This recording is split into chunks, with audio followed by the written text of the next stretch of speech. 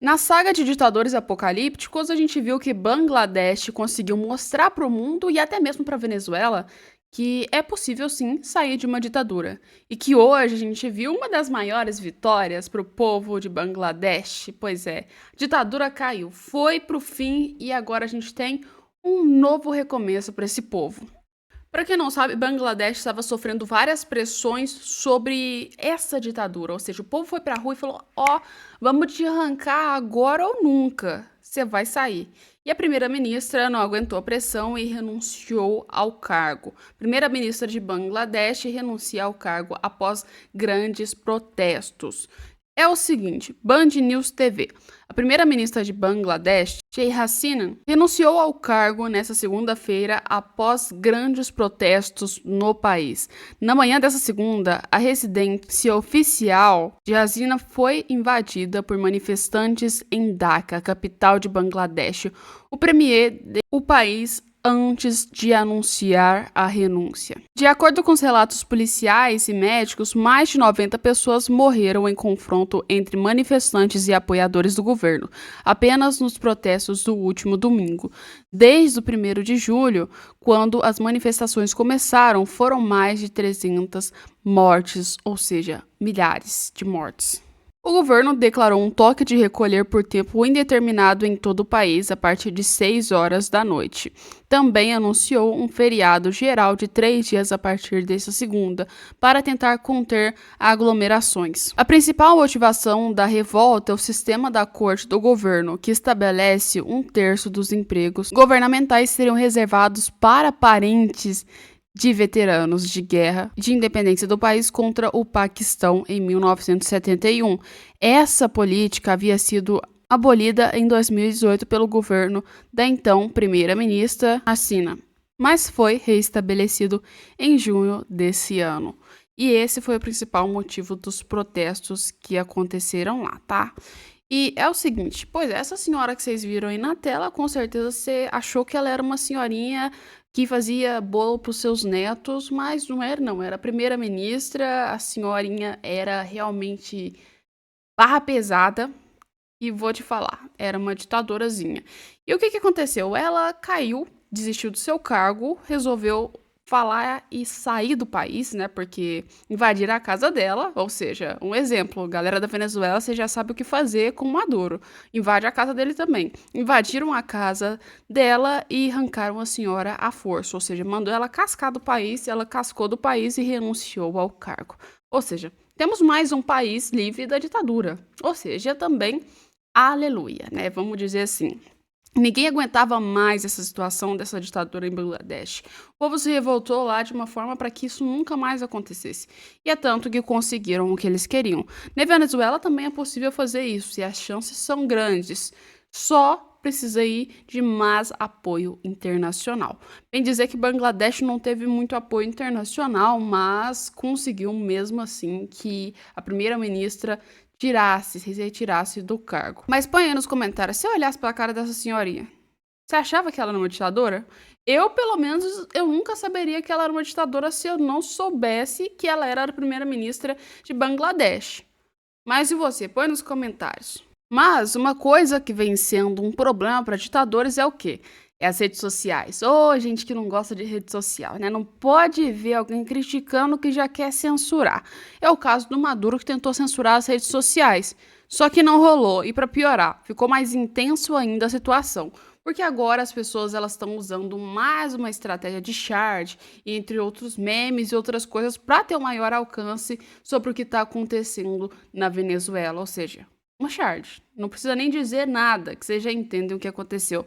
O povo tá contra a minoria que é da Venezuela, o exército bolivariano e também o Nicolás Maduro. Mas põe nos comentários, essa shard representa bem a situação da Venezuela? Pois é, mas a situação da Venezuela tá feia, mas quem também apoiou a Venezuela também não tá muito longe de estar num lugar bonzinho não, tá? O que acontece? Foi publicado nesse perfil, Vinícius Carion, onde ele colocou o seguinte: Lula virando notícia internacional, e obviamente pelos péssimos motivos, motivos esses que sempre notabilizaram o governo petista, aliando-se com ditaduras socialistas da América Latina. A jornalista disse que Lula segue sendo comunista, tão vermelho quanto um bife cru. Pois é.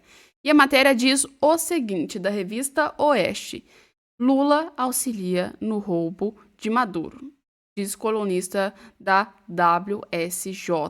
Pois é, pois é. Eu acho, e acho que vocês também acham assim. Se discordarem de mim, pode botar nos comentários o que você acha sobre esse tema. Mas que se você tá lá no meio, tá apoiando, tá conivente, é porque você também tem alguma coisa. Porque assim, o governo Lula ele começou desde o início que a ditadura já era vista e proclamada pelos outros países, onde todo mundo, ninguém estava aceitando isso. O governo Lula já começou dando o seu apoio ao Nicolás Maduro. E mesmo depois da coisa ficar tão feia mesmo, quanto ficou na Venezuela, e até o Nicolás Maduro não apresentar ata, não apresentar nada, o governo Lula ainda continuou do lado do Nicolás Maduro. Ou seja, é de forma indireta, uma ajuda, é uma contribuição que o governo Lula, e não só o governo Lula, mas de todos os presidentes que foram coniventes e aceitaram essa ditadura do Nicolás Maduro, é uma ajuda para que o governo do Maduro se instaure lá dentro. Porque se nenhum país no mundo apoiasse isso, acredito eu que a ditadura do Nicolás Maduro já tinha caído.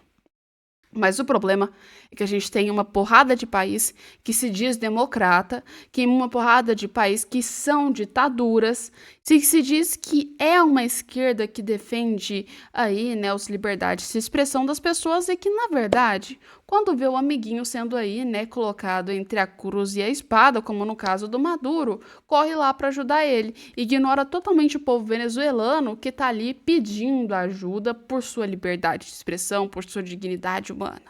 Ou seja, você é conivente. Se você apoia, você está sendo aí parte do que ajudou a criar esse sistema ruim da Venezuela. Você está sendo parte de um golpe de Estado que foi feito na Venezuela, porque se você não aceita, significa que você repudia essa situação e que você não está de acordo com o que aconteceu. Ou então você fica calado, é melhor, porque aí não tem como te meter no meio disso. Mas o Lula não consegue, né? Teve que apoiar o amigo. E aí foi criticado internacionalmente mais uma vez por milhares e milhares de pessoas. Mas como eu disse pra vocês, o Lula, eu acho que ele já tá acostumado a essa situação. Ele já deve estar acostumado, eu acho que ele pede pra ser humilhado, porque pra fazer umas coisas como essa, tem que pedir, porque não tem lógica, não tem lógica mesmo. Igual, o Lula vai agora se reunir com o Boric, ou seja, presidente do Chile, para conversar sobre o quê? Diplomacia? Para conversar sobre relações econômicas entre o Brasil e o Chile? Não, galera. O principal foco é a Venezuela, ou seja, provavelmente a gente vai ver que o Lula vai tentar ali dar uma jogadinha pro Boric para ele conseguir apoiar a Venezuela. Ou seja, Lula, de novo, ataca em cheio. Vamos ver o que vai sair dessa questão aí da Venezuela. Mas eu acho que essa reunião não vai ser nem um pouquinho boa. Na minha visão, não vai ser, não. Porque Lula vai tentar, de todas as formas, mostrar um outro lado da moeda que não deveria existir e que não existe. E se o governo está esperando só as atas para começar a repudiar essa palhaçada do Nicolás Maduro, parabéns, queridos, saíram as atas. Pode começar aí a mudar sua narrativa, governo do PT, porque o próprio G1 publicou.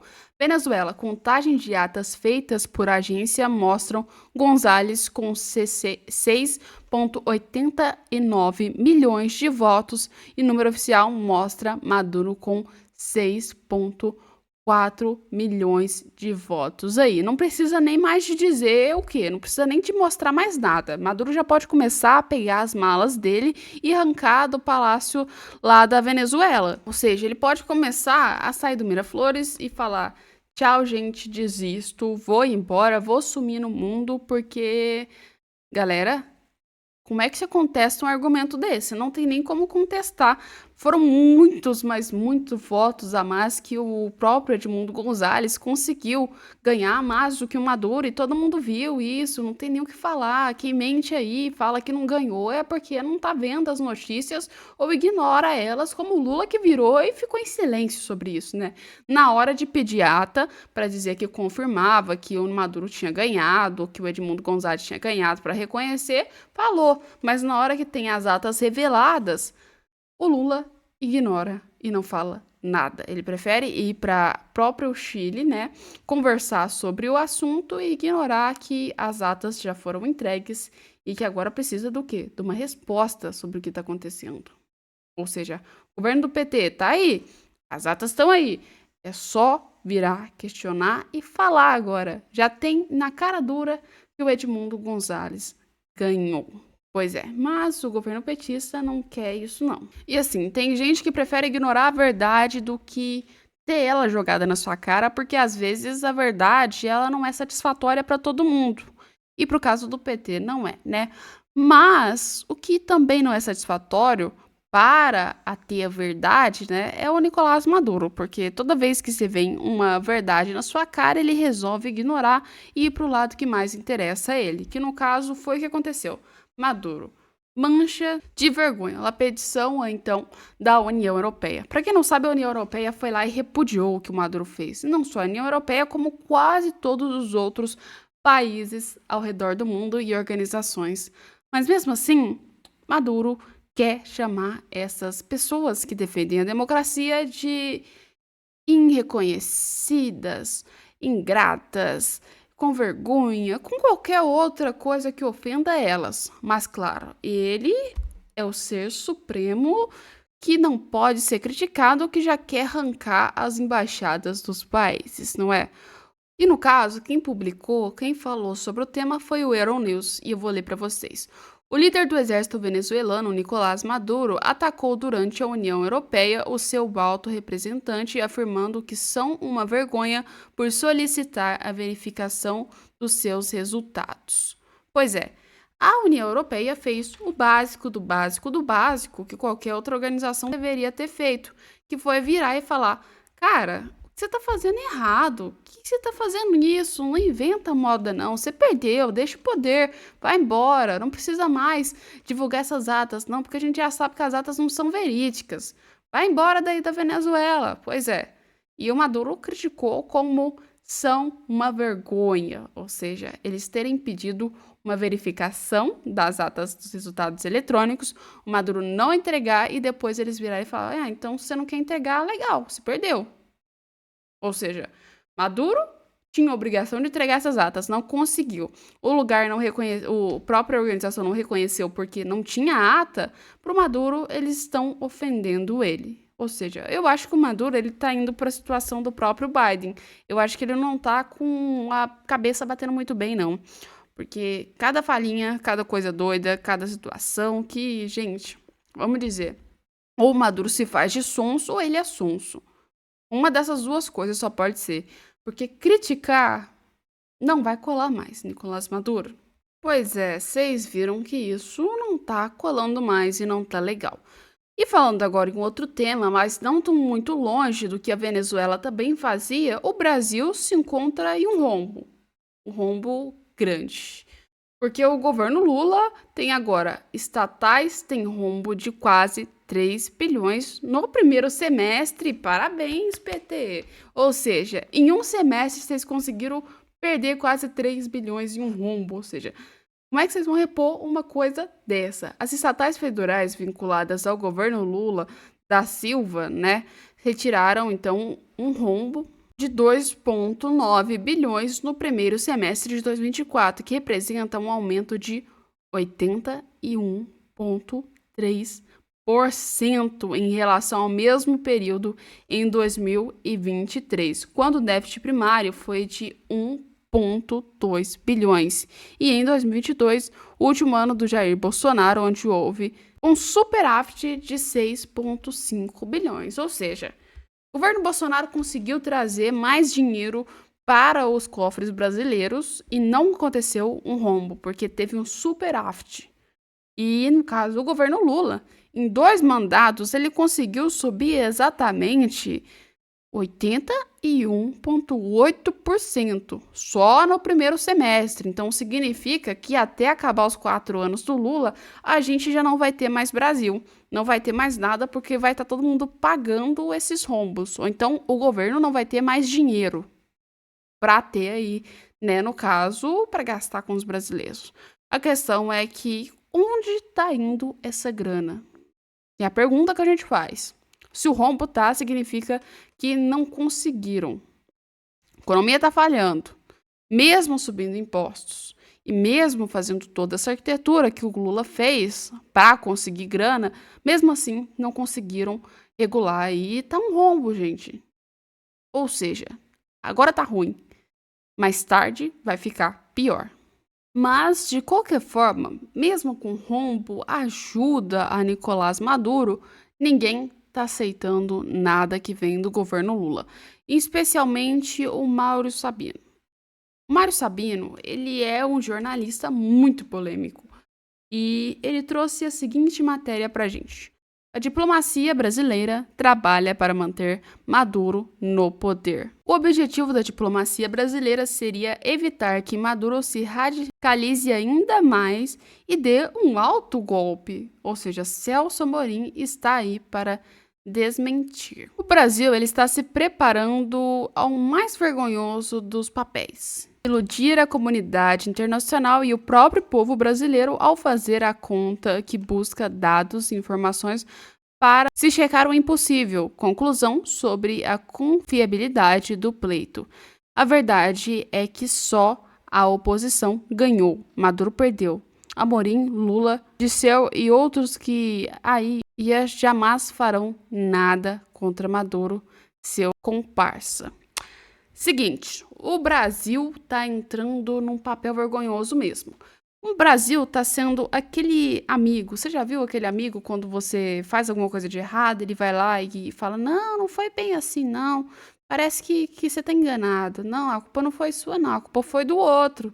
Foi do outro que foi lá e resolveu ir contra você. Foi do outro. Nunca a culpa é dessa pessoa. Nunca a culpa é sua. Tem amigos que são assim, que sempre estão lá para te defender, independente do que aconteça.